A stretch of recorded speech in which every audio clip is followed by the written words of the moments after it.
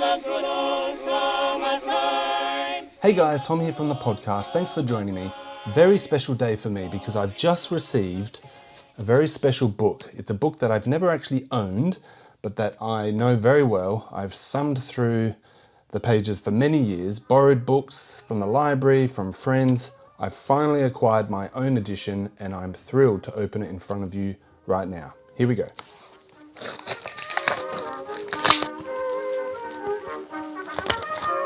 Johnny Jones was a first-class private in the army. Here it is. George Beldam and CB Fry's Great Batsmen, Their Methods at a Glance, from 1905, first edition. That's when it was first published. Fantastic vintage book. Something I have always wanted, never actually owned a copy myself. I finally saved up enough pennies to buy one. Fantastic. I just love these vintage books. This book is famous today almost singularly for one photo. It's a photo which everyone who knows cricket and loves cricket would know. It comes from this book from 1905.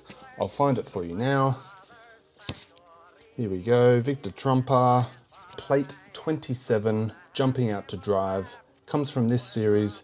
Many people don't know that there's actually a series of photos of Trumper. There you can see his follow through of that same straight drive. But this photo at the top, possibly the most famous photo in the entire history of cricket.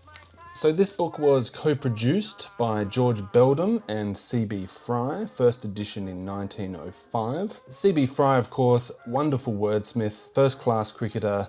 I've done an episode on CB Fry, which you can check out at the link here, with my very special guest, his biographer, Ian Wilton. Fry wrote the text that accompanied photos which were taken by George Beldam.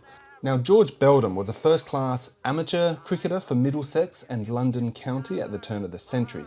He studied engineering at Cambridge, but on the cricket field he scored over 6,500 first-class runs at an average of 30.02, and he took 107 wickets at an average of 30.63. But Beldam's greatest legacy to cricket is actually what he did off the cricket field. He was a pioneer in the field of action photography, and he produced instruction manuals like this one in a range of sports. Not only cricket, he did them for tennis, for golf, and even jiu-jitsu. There are some fantastic jiu-jitsu photos from George Beldam in existence, which you can readily see online. But his most famous book was this one, 1905, Great Batsmen, Their Methods at a Glance, co-produced with CB Fry. Beldam took the photographs, Fry wrote the accompanying text. When he wasn't playing cricket, Beldam was fascinated with technology, and he had the means to do so because he was an amateur cricketer. He was at the forefront at the dawn of action photography. Before the turn of the century, a lot of cricket photos were very staged and stiff. They were often cricketers just standing there holding a ball or holding a bat, looking quite ridiculous actually. What Beldam did is that he managed to speed up the shutter. Therefore, cricketers could actually follow through with their shots, in this case batsmen, but in bowler's case, obviously run through and bowl a delivery, and it not be blurred, because the shutter speed was so much quicker than it had been previously. If you're interested to know more about Beldam and the Victor Trumper photo, the famous Trumper photo, I can't recommend this book enough. From 2016, Gideon Haigh, Stroke of Genius, Victor Trumper and the Shot That Changed Cricket. Not only does it give you a background to the famous photograph of Victor Trumper, but it gives a lot of history to George Beldam and photography at the time, and how those two things came together, and how it came to be that in 1905, this book, Great Batsmen, was produced. Fascinating read. As you can see, here are a couple of early advertisements for the book, Great Batsmen, Their Methods at a Glance. By the way, it's a fabulous title. I'm not sure if it was Beldam or Fry who came up with the title. Possibly Fry, because he was very clever with his words. Obviously, glance is a double meaning, cricket meaning. Now that I'm talking out loud, I'm thinking it possibly was Fry, because he was great friends with Ranjit Singh, and Ranji was one of the pioneers of the leg glance, which came about in the 1890s. Here's an ad which I found. So as you can see, 600 action photographs. It's a wonderful series of cricketers, not only English, obviously there are Australians. Beldam timed it to be with the 1905 Australian cricketers on tour. So they were there, that's how he captured Victor Trumper. But of course he also captured Clem Hill, Joe Darling, Monty Noble. So after the success of the 1905 edition, which was Great Batsmen, Fry and Beldam produced an accompanying book, 1906, the following year. That was Great Bowlers and Fielders. Obviously the same idea and premise. These were photographs with accompanying text of bowlers doing their craft and fielders as well. There's some great photographs of some of the wonderful cricketers from the golden age catching balls, fielding, returning from the boundary. It's truly a great set. Here's an ad from 1906 which advertises the accompanying set. Great bowlers and fielders, and you can see there what the price was. Perhaps not as expensive as it is today. So these books are collector's editions. Cricket fans try and grab them while they can. They're pretty rare. It's not the sort of thing that you give up once you've bought. You keep it in your library. I know a few people who have a few sets.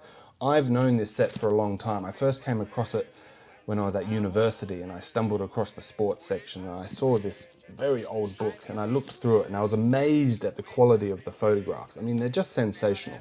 And for the age, 1905, they're exquisite.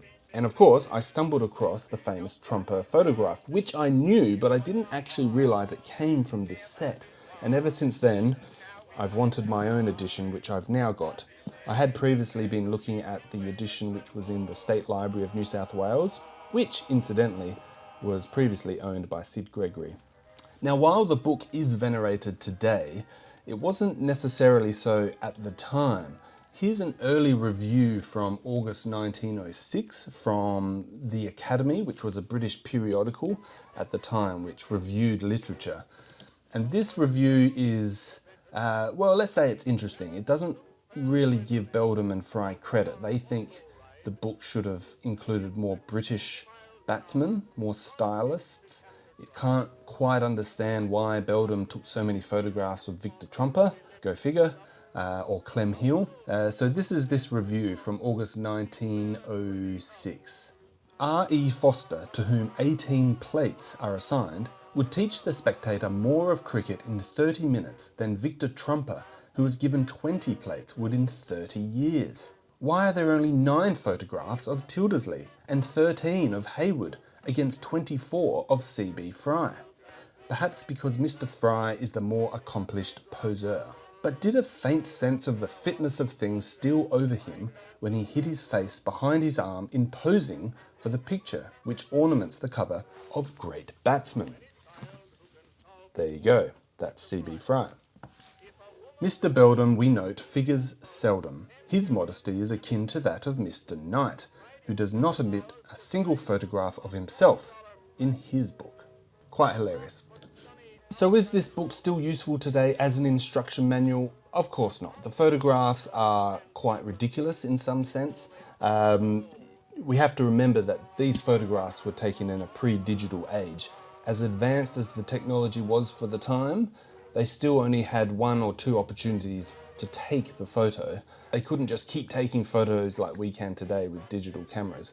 They're also very staged and posed scenarios. Like I said before, they're not staged in the sense that they were just standing there. They were actually performing the strokes. They weren't taken during a match like modern photography would be. We get really close up. We have super strong lenses. Photographers can take it from the boundary line. As you see with these photos, the cricketers are often on the wicket and the photographer is standing at what would be sort of silly mid-off or silly mid-on.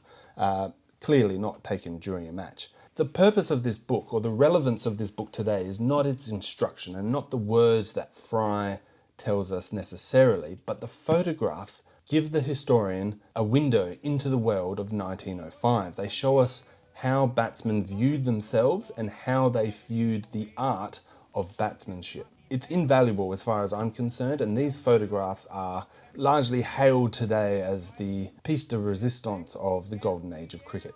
So there you go.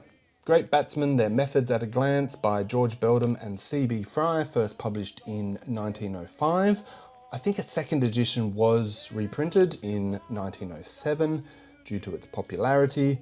This is the first edition. Very thrilled that I've now acquired my very own copy. Keep watching for more videos which I'll produce soon. I'm thinking of doing a list of the 10 greatest photos from the Beldam series, possibly also the 10 worst photos. As I said, there are some quite ridiculous poses going on which would no longer apply to modern cricket. I'm thrilled that I finally own a copy. I'm going to read this. I'm going to thumb through this over the next few weeks. Do you own a copy? Let me know. Leave a comment below. I'd love to hear from you. But thanks for watching. My name is Tom Ford, and until next time, bye for now.